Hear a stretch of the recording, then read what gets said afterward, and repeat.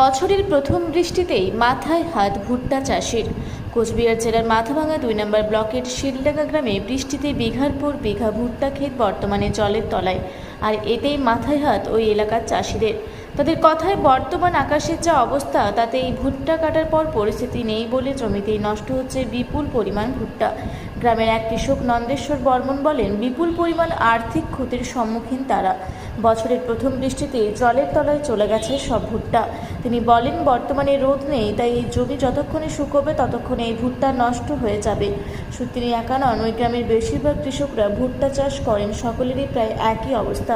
কিভাবে চলবে তাদের সংসার, এই নিয়ে বর্তমানে চিন্তায় রয়েছেন ওই এলাকার কৃষকরা। বর্তমান সময়ে পাটের দাম কম থাকায় বেশিরভাগ কৃষকরা ভুট্টা চাষে আগ্রহী রয়েছেন, কিন্তু প্রকৃতির কাছে হেরে গিয়েছেন তারা। আসুন শুনে নিই কৃষক নন্দেশ্বর বর্মনের বক্তব্য।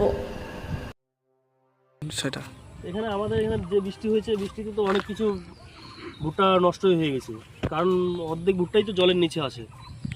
এই ভুট্টা তুলতে পারবো না, যে আকাশে ওয়েদার আছে, ওয়েদারে রৌদ্র নাই, কিছু নাই, এই রৌদ্র তো শুকাইতেও পারবো না, অর্ধেক ভুট্টা তো নষ্ট হয়ে যাবে।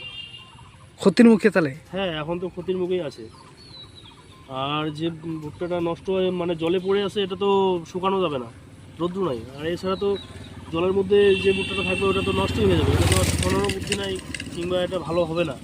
আরো যে আবহাওয়া এই অবস্থা থাকে আরো ডুববে, আবহাওয়া এরকম থাকলে তো আরো ডুববে কিংবা আরো নষ্ট হবে। আপনার নাম? তো হতিছে নন্দেশ্বর বর্মন। এই এলাকারই? হ্যাঁ।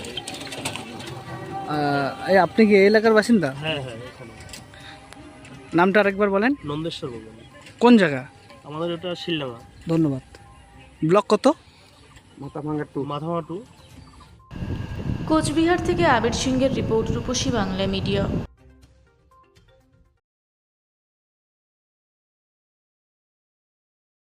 পুরা ব্লকের লধুরকা গ্রামের অদূরে অবস্থিত দৌলত পাবলিক স্কুলের দখলে থাকা বেশ কিছু জমি নিয়ে শুরু হয়েছে আইনি জটিলতা।